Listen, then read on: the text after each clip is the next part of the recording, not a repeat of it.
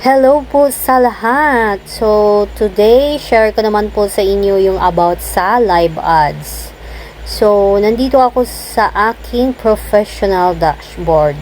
Before, nandito lang talaga yung live ads. Nakahilera dito sa not yet eligible na tools. Pero ngayon, hindi ko na siya makita. So, itong naiwan dito, ito na lang yung ads on Reels. So, ngayon, hanapin natin yung live ads. Saan nga ba nagpunta yung live ads?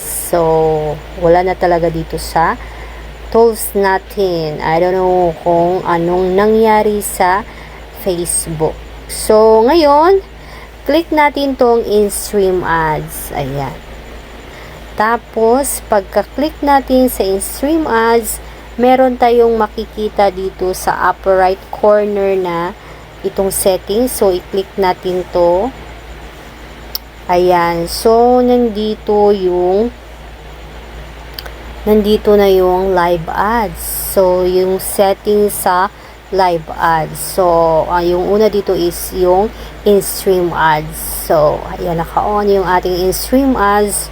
And then, yung ating live ads is naka-off.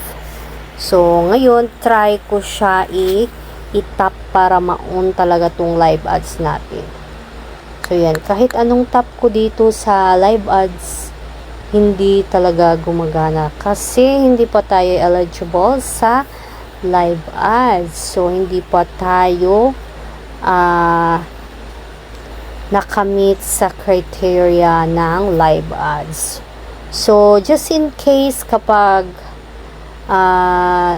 feeling nyo eligible na kayo sa live ads, puntahan nyo lang yung section ng in-stream ads para makapag-on and off kayo dito sa live ads settings. So, ganun lang siya para madali nyo makita yung live ads. So, thank you for watching.